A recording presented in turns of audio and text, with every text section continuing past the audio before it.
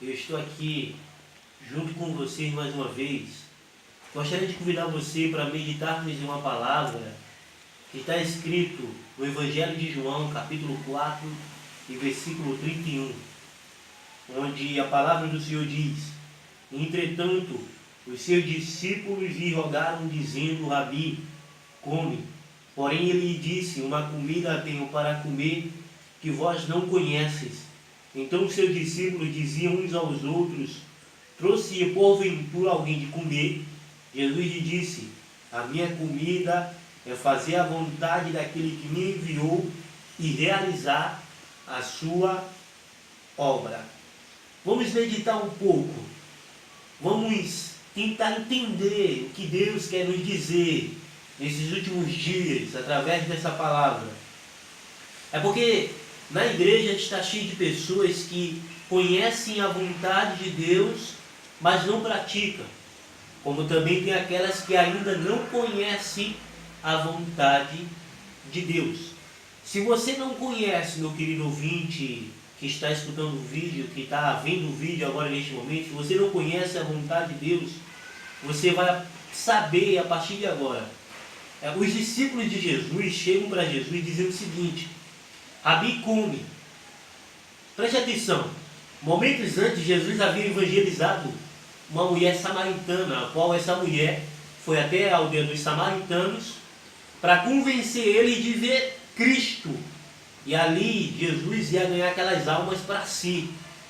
Porque esse era o dever de Jesus: pregar, evangelizar e cumprir com a missão que Deus tinha dado para ele, que era salvar as vidas. E Jesus estava preocupado em fazer a vontade do Pai. Qual era a vontade do Pai? Que aquelas vidas se convertessem, que aquelas vidas se arrependessem e voltassem para Deus. Jesus estava preocupado em fazer a obra, em fazer a vontade do Pai. E os discípulos estão preocupados com outra coisa. Jesus preocupado em fazer a vontade do Pai e os discípulos preocupados se a barriga de Jesus está cheia ou não. Tem pessoas assim hoje na igreja. Tem pessoas que estão preocupadas somente consigo mesmo, mas não estão preocupadas se elas estão realmente fazendo a vontade de Deus. Aí Jesus dá uma resposta na ponta da língua que foi um tapa na cara dos discípulos e na cara de qualquer um que está na igreja hoje. Porque nós, como pregadores da palavra, eu quero dizer um negócio: nós, como pregadores da palavra, não temos que ter medo da reação do povo. Nesses últimos dias Deus me deu uma frase, ao qual diz: quem tem medo da reação do povo é fariseu, escriba e sacerdote corrompido, porque quem é filho de Deus fala a verdade. Jesus era filho de Deus, ele falava a verdade, ele não tinha medo da reação do povo. Agora os fariseus, os escribas e os sacerdotes daquela época, eles tinham medo de fazer alguma coisa por causa da reação do povo. Então temos que dizer para o povo que o povo precisa se despertar, que o povo precisa voltar aos braços do Pai. Entendeu? É a mesma coisa de uma pessoa ir no médico, e quando ela chegar ali no médico, ela faz aquele exame, depois ela quer ouvir do médico, da boca do médico, que ela está somente gripada, mas ela não está gripada, ela está com pneumonia. O dever do médico é alertar aquela pessoa que a vida dela está em risco de morte, que ela está com pneumonia. Mas a pessoa, ninguém quer ouvir isso, ninguém quer ouvir que está com pneumonia, que está com alguma doença incurável, ninguém quer ouvir. Mas o dever do médico é vir e alertar aquela pessoa que ela está em risco de vida, que ela está com pneumonia, que não é mais gripe, mas que é uma pneumonia, que ela está correndo risco de vida. Então, nosso dever como pregador da palavra é alertar o povo que está doente, alertar aquelas pessoas que estão à beira da morte, alertar elas para que elas não possam morrer espiritualmente. Entendeu?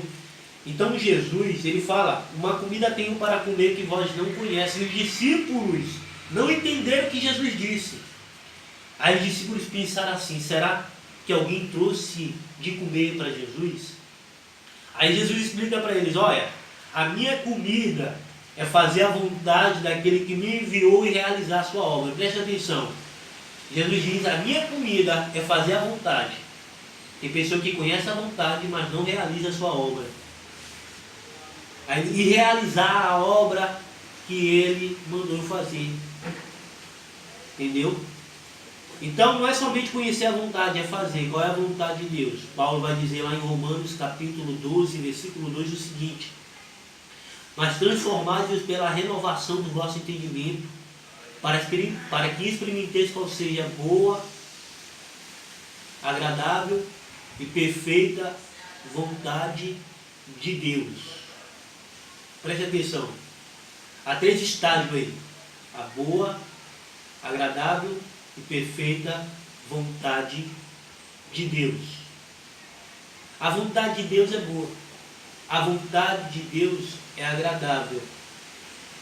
Lá em 1 Pedro, capítulo 2, versículo 20, na parte B, o versículo diz o seguinte: mas se fazendo o bem sois afligidos e sofreis, e isso é agradável a Deus.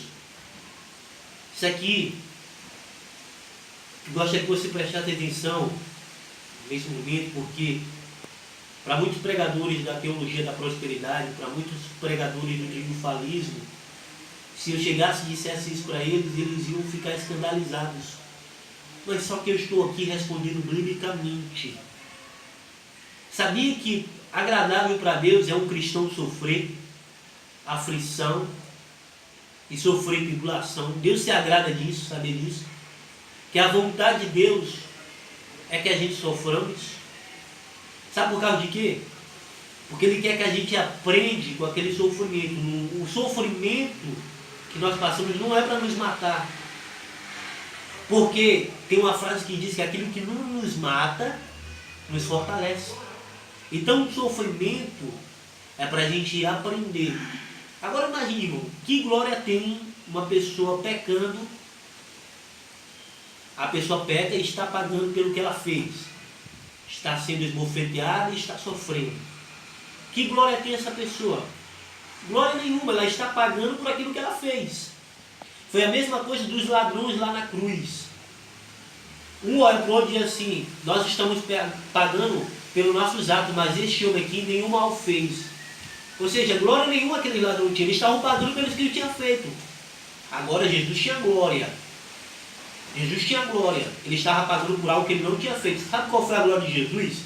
Filipenses, Paulo vai dizer: e Deus me deu um nome que está acima de todo nome, para que o nome de Jesus se dobre todos os joelhos dos que estão nos céus, na terra e debaixo da terra, e toda língua confesse que Jesus Cristo é o Senhor, para a glória de Deus Pai. Então, para alguém que peca não tem glória, mas para alguém que está sofrendo injustamente tem glória. Se você crê nessa palavra, é para você. Tem glória para você. Tem glória lá na frente. Continue sendo fiel a Deus. Se você está sofrendo injustamente, continue sendo fiel, porque tem glória lá na frente. Tem a salvação em Cristo. Tem Cristo voltando para arrebatar a sua igreja para si. Tem glória para você. Não se canse de fazer o bem. Se você está sofrendo, Deus está se agradando disso. Porque Ele quer que você se fortaleça cada vez e cada dia mais. Essa é uma das vontades de Deus. Então, temos que tomar cuidado com os nossos pensamentos, com aquilo que pensamos. Se você for em uma cadeia, algum presídio, e perguntar para um cabra que matou a família toda, matou o pai, matou a mãe, matou os irmãos, matou tia, se tu perguntar para esse cabra o que foi que deu na cabeça dele, porque ele matou a sua família, ele vai dizer o seguinte: eu não estou preso somente aqui agora no presídio, não. Antes de eu estar preso aqui no presídio, quando eu estava na minha casa, eu já estava preso aqui na mente. Ó. Então o poder do homem está aqui. Ó. O poder do homem está aqui. Tu sabia que lá dentro da cadeia tem pessoas que aceitaram Jesus, que são livres aqui? E que tem pessoas que estão soltas andando pelas ruas, mas estão aprisionadas aqui. Então tome cuidado com aquilo que você pensa. Toma cuidado com os teus pensamentos. Cuide de seus pensamentos, porque eles podem se tornar em palavras.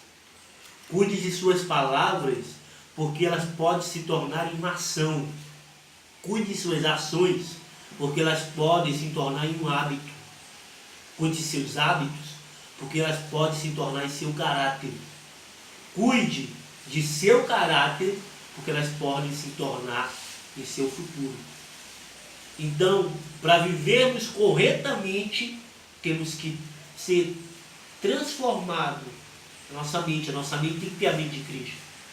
Nós transformamos para a renovação do vosso entendimento. Então, se nós pensarmos aqui bem, somente o bem, somente aquilo que for agradável, vamos viver uma vida corretamente aqui na terra. Uma vida direcionada por Deus.